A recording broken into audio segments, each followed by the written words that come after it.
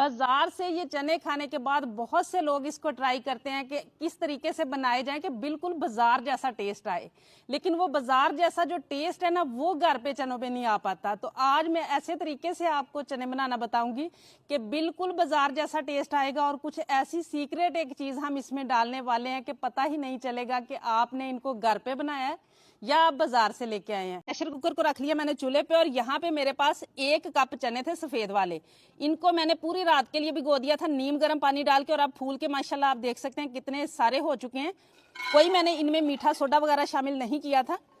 یہ ڈالنے کے بعد اس میں ہم ڈال دیں گے 1 لیٹر کے قریب پانی، ½ ٹی اسپون اس میں نمک کا شامل کروں گی، 1 بڑی الائچی اور دار چینی کا چھوٹا سا پیس ہے، یہ ڈال کے تو ان کو ہم نے بوائل کر لینا ہے۔ پریشر کوکر کی سیٹی لگنے کے بعد جو ہے نا وہ میں اس کو صرف 8 منٹ لگاؤں گی، کیونکہ بہت زیادہ بھی نہیں ان کو ہم نے گلانا اور ان کو ہم نے جو ہے نا کھڑے بھی نہیں رکھنا۔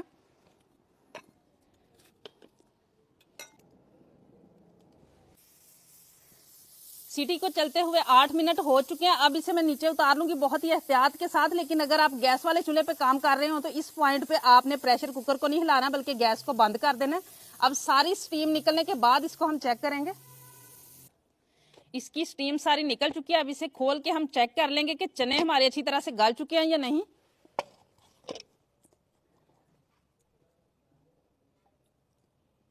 یہ دیکھیں بہت اچھی طرح سے چنے جو ہے نا وہ گل چکے ہیں،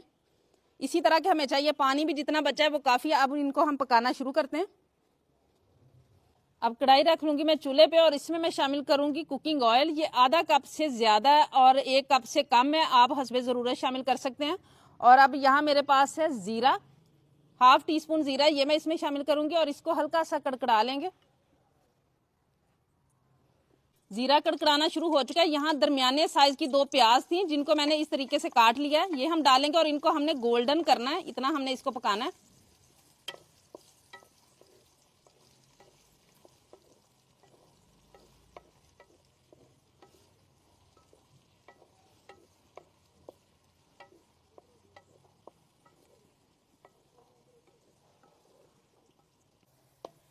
پیاز جو ہے کناروں سے گولڈن ہونا شروع ہو چکا ہے، اور اب جو ہے نا باقی ہم اس میں ڈالیں گے سب سے پہلے لہسن ادرک کا پیسٹ 1 ٹیبل اسپون،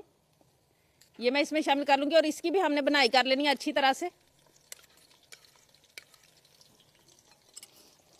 اور اسی کے ساتھ یہاں میرے پاس ہے سبز مرچ ہے، یہ 4 عدد تھیں جن کو میں نے اس طریقے سے موٹا موٹا کاٹا ہوا ہے، یہ بھی شامل کر لیں گے۔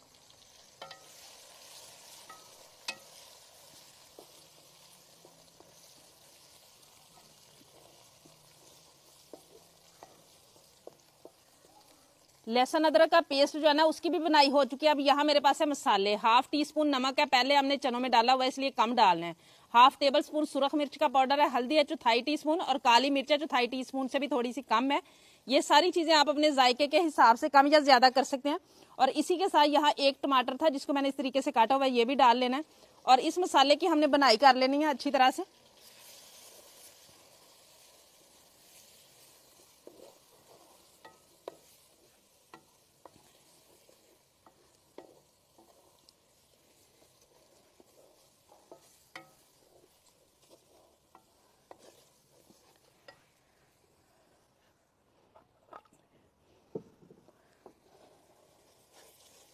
ون ٹیبل اسپون اس میں نے پانی کا شامل کیا، بہت زیادہ پانی نہیں شامل کرنا، یہ صرف اس لیے کہ مرچیں جو ہے نا وہ جلنا شروع نہ ہو جائیں۔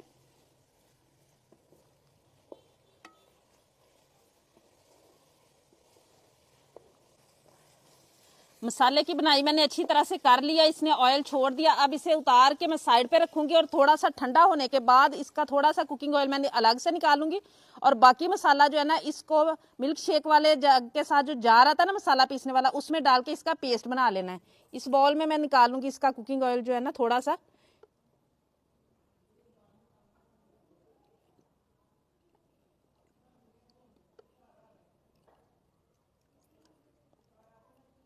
اب اس کو ٹھنڈا ہونے کے بعد جو ہے نا وہ میں پیس لوں گی۔ اب اسی کڑھائی کو دوبارہ رکھ لوں گی میں چولہے پہ، اور اس کو سارے پیسٹ کو میں نے پیس لیا ہے، یہ آپ دیکھ سکتے ہیں۔ اب اسے دوبارہ سے کڑھائی میں ڈال لوں گی، اگر آپ چاہیں تو پہلے سے ساری چیزیں پیس کے تو پھر آپ اس کا جو ہے نا وہ مسالہ تیار کر لیں، لیکن یہ جو طریقہ ہے نا یہ زیادہ آسان ہوتا ہے۔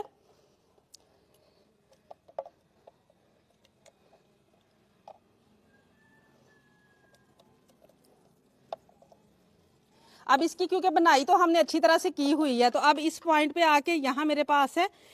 آلو تھا ایک بڑے سائز کا، جس کو میں نے بوائل کر کے تو اس طریقے سے کیا ہوا ہے، میش کیا ہوا ہے، اس کو بھی ڈال کے تھوڑا سا ہم بنائی کر لیں گے۔ آپ چاہے اگر آلو نہیں ڈالنا چاہتے تو آپ اس پوائنٹ پہ تھوڑے سے چنے لے کے نا، جو چنے ہم نے بوائل کر کے رکھے ہیں ان کو میش کر کے بھی ڈال سکتے ہیں۔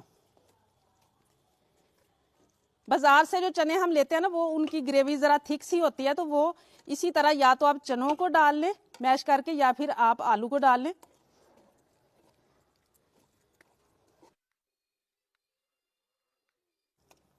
آلو ڈال کے میں نے اس کی بنائی جو ہے نا 5 منٹ تک اچھی طرح سے کر لیا، تاکہ ہمارے چنوں میں سے آلو کا ٹیسٹ نہ آئے۔ اور یہاں دہی ہے میرے پاس آدھے کپ کے برابر، یہ میں اس میں شامل کر دوں گی، اور ہم نے اتنا پکانا ہے کہ بس دہی کا جو پانی ہوگا نا وہ ختم ہو جائے۔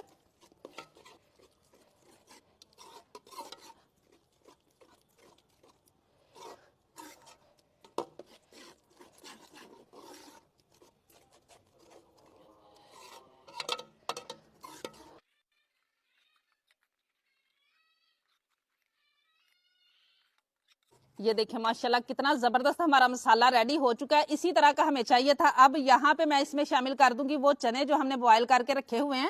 اور ان کے اندر جو پانی تھا نا 1 کپ 1.5 کپ کے برابر، وہ بھی میں نے شامل کر دیا ہے۔ اور اب اس پوائنٹ پہ ہے وہ میرے پاس سیکرٹ چیز جو اس میں ہم شامل کریں گے تو بالکل بازار کے چنوں کا ٹیسٹ آئے گا۔ یہاں میرے پاس 1.5 کپ کے قریب یخنی ہے، چکن کی ہو، مٹن کی ہو، بیف کی ہو، آپ اس میں شامل کر لیں۔ یہ نہ ہو تو آپ اس میں ڈال لیں چکن پاؤڈر جو ملتا ہے وہ۔ میرے علاقے میں جب ہم لوگ چنے لینے جاتے ہیں نا، تو ان کے پاس مٹن، بیف یا چکن کا جو سالن بنا ہوا پڑا ہوتا ہے نا، وہ اس میں سے شوربہ لے کے اس میں ڈالتے ہیں چنوں میں، اور پھر ان کا جو ٹیسٹ ہوتا ہے نا، وہ ہمیں سمجھ نہیں آتی کہ گھر پہ تو ہم چنے بنائیں تو اس طرح کا ٹیسٹ نہیں آتا۔ اگر کسی اور کے علاقے میں بھی اس طرح کرتے ہیں تو کمنٹ باکس میں ضرور بتائیے گا۔ اب ان کو جو ہے نا وہ ہم نے پکانا ہے تھوڑا سا، تقریباً 10 منٹ بس پکائیں گے، جتنی آپ گریوی رکھنا چاہتے ہیں اتنا آپ پکا لیں۔ اس سے پہلے میں اس میں شامل کروں گی 4 سبز مرچیں میرے پاس ثابت والی، اور اس کے علاوہ پسا ہوا گرم مسالہ ہے ½ ٹی اسپون،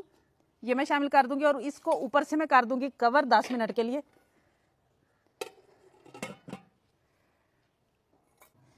چنوں کو پکتے ہوئے 10 منٹ ہو چکے ہیں، اور یہ دیکھیں ماشاءاللہ بہت ہی زبردست جو ہے نا، یہ دیکھیں ماشاءاللہ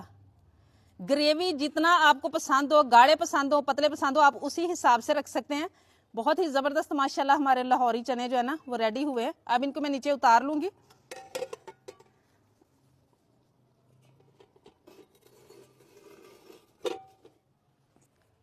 گرما گرم لاہوری چنے ریڈی ہیں، اب ان کو ہم ڈش آؤٹ کریں گے، اور یہ دیکھیں ماشاءاللہ بہت ہی مزیدار بن کے تیار ہوئے ہیں۔ اس طریقے سے اگر آپ ایک مرتبہ گھر میں بنا لیں گے اور جس کو بھی آپ کھانے کے لیے دیں گے، ان کو پتہ بھی نہیں چلے گا کہ آپ نے یہ بازار سے منگوائے ہیں، یہ گھر پہ تیار کیے ہیں۔ بہت ہی ٹیسٹی بنتے ہیں اور بہت ہی مزے کے بنتے ہیں ماشاءاللہ۔ اور اب یہ دیکھیں ماشاءاللہ اس کی گریوی چیک کریں کتنی زبردست، بالکل گاڑھی گریوی بنی ہے، اور اس کے علاوہ